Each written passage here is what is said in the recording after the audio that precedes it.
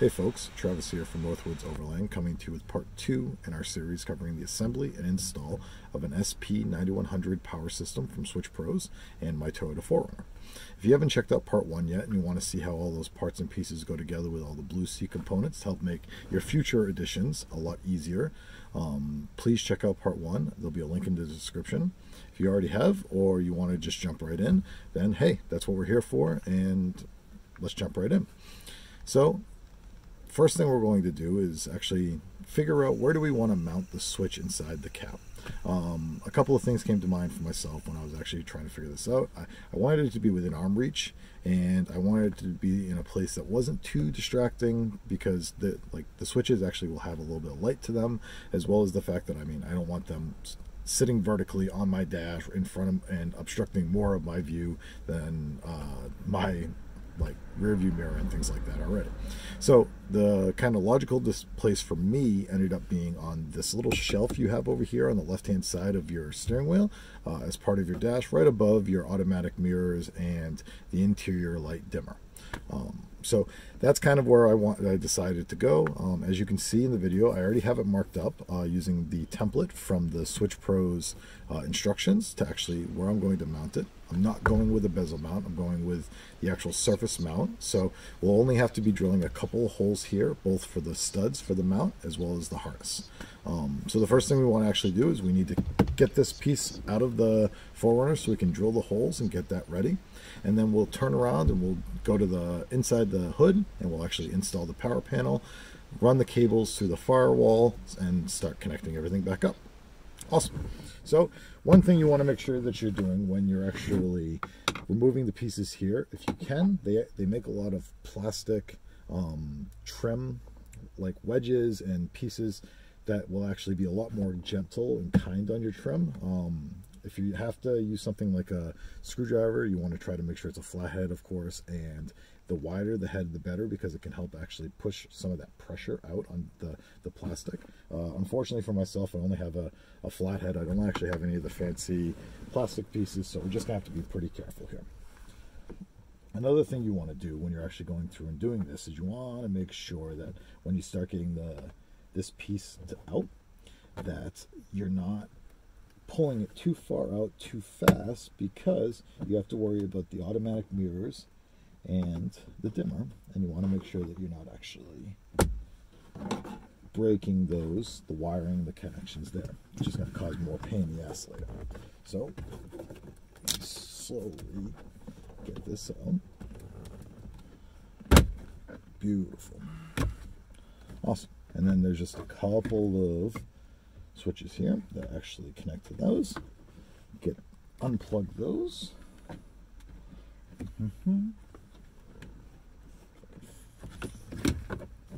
Get it with my fat fingers. Oh, there we go. There's a little knob in each of them that will make your life a little easier if you can depress that. Beautiful. There's one. And there's number 2. Awesome.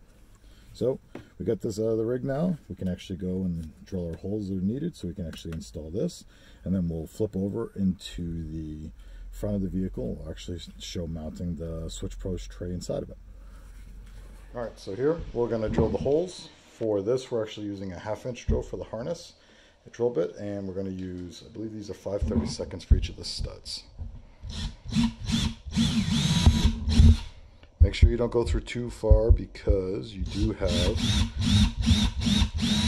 the power mirrors control and the interior light dimmer as well.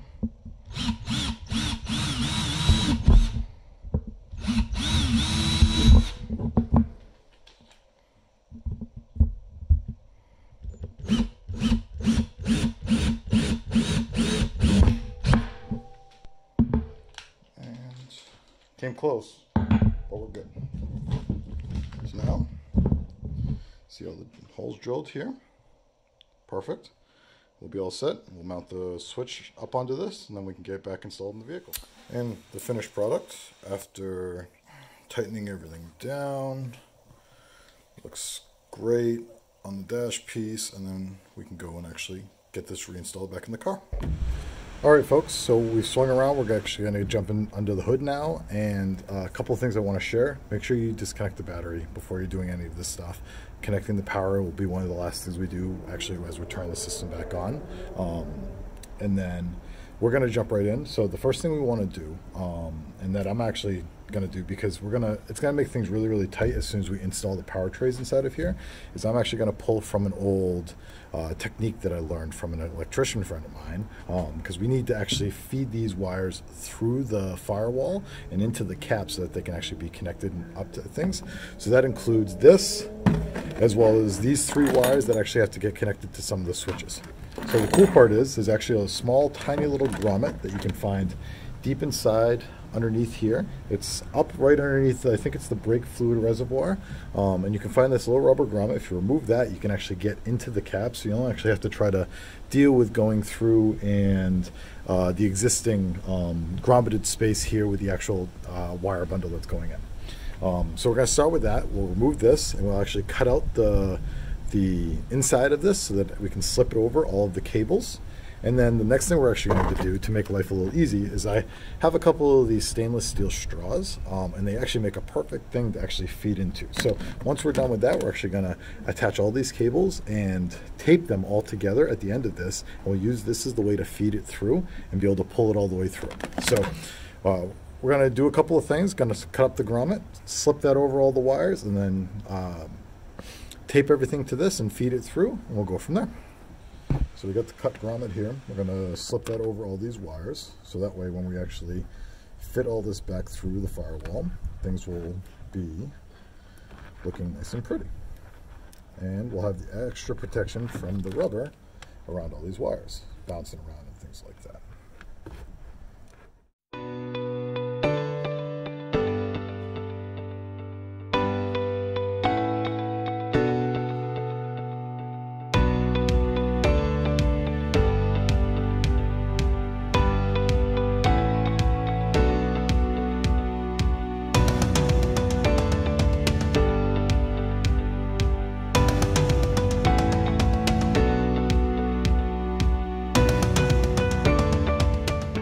Awesome. Now we're looking pretty good. Scoot in a little bit. Alrighty.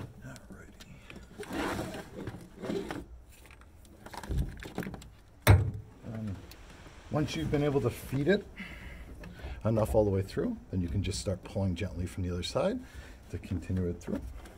And just give it enough slack to be able to pull that through, and you should be all set. And as you can see here, made it through the other side unscathed. So now we have the whole control cable that's actually back through, and as well as the 3 other cables that will have to end up being wired into one of our fuses underneath here. So we'll unwire this, be all set here, and then we'll go back and finish installing the actual power tray in the vehicle. And this is what it looks like after the grommet's been actually seated in. As you can see, the wires are going through nice and clean, and we have more than enough slack to be able to play around once we actually finish installing everything up. Alright, so now we're going to have to slide this over. And as you can see here, there's actually a black cable that's already connected to the negative bus bar. That's actually coming from the switch pros. So we actually needed to ground this out through here. So we actually just connected it to the bus bar. Instead of having to run it all the way back to negative here, we'll have that governed by this. So we'll be using the accompanying hardware that came with the Powertray tray. We'll be using, I believe, they're both 12mm bolts here, but I'll grab my ratchet just to make sure, and those will be going into these holes here, and ideally we'll be putting it on the rear slot here, but depending on how much room you have, you can actually slide that around and use either of those slots. Perfect. So it is 12mm, but we're going to actually start with just getting it finger tight first and get the fit.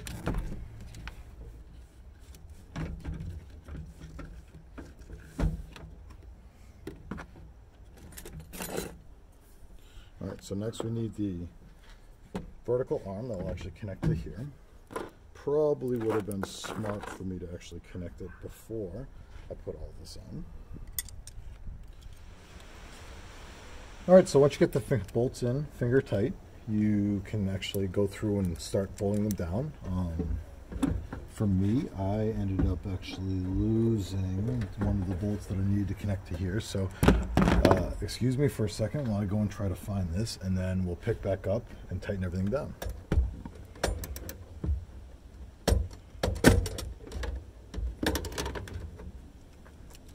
Perfect.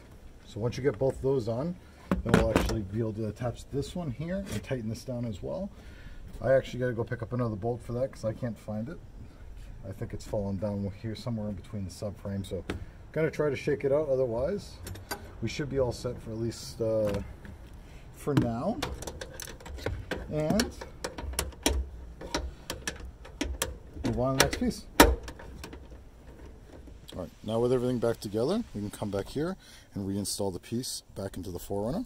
So first thing we want to make sure we do is let's reconnect everything, like the power mirrors as well as the interior light dimmer.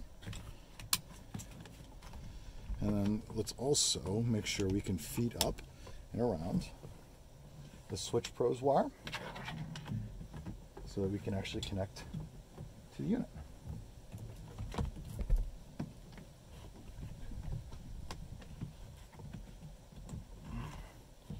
Perfect. So that's now connected. Awesome. And then we can figure out with the excess and all that stuff when we're done. All right. Make sure you line everything back up. Firmly push everything back in, and you're all set. Nice new Switch Pros switch installed inside the rig. We got a couple of things we need to tap inside of the switch into the fuse panel. We'll do those in a second, and then we should be all set. Once we start actually adding accessories, we can go through. We can add some of the stickers that will indicate each of the ones that we have. All right, we're back in the cab. We need to do the last couple of things here by actually adding a couple of tap fuses. What these are going to do is going to allow us to connect the Switch Pros to both something that gets connection when we have ignition or the car is on, as well as something that and that's for the blue wire.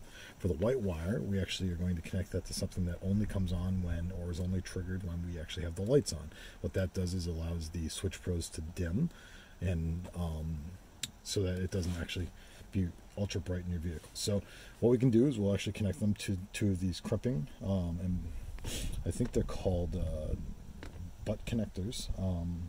That will allow us to crimp that in and put that up into the fuse panel. So two fuses that we're going to use is the fifth one down on the right, and that is for the one that it actually has power when the key is in the ignition, and then we're going to use the tail light for the bottom, for the one where we want when the lights are on, because the tail lights of course come on when we're on. So we'll get through attaching these and then adding some shrink wrap around it to make it all look pretty, and we'll pick back up when we're actually inserting them in.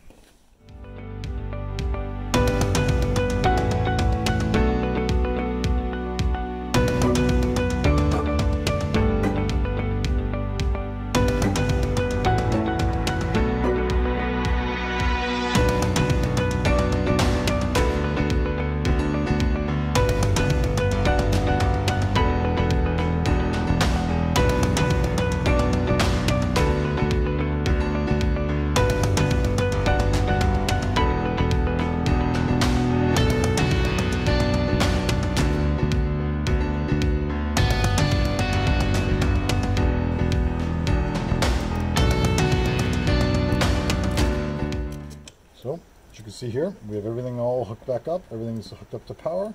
Running the Switch Pros power underneath, getting into the circuit breaker as well, so we can have the extra protection. And then we'll go in, turn the car on, and start getting connected to it. Should be all set. All right, and now the first time turning the car on.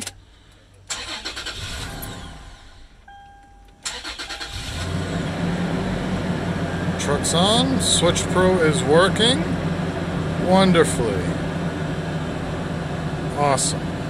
Thank you for coming along, everybody, and if this video was helpful to you, please feel free to subscribe, and if it wasn't, then hey, I wish it was, and if you do, please stick around. We'll be showing more videos of both adding more stuff to this. I've got a winch and a front light bumper, or a light for my front bumper coming along, as well as some future accessories to go on top of my Gobi rack and things like that. So again, hope you guys enjoyed the video and it was helpful to you for installing this in your own rig, and we'll talk to you later.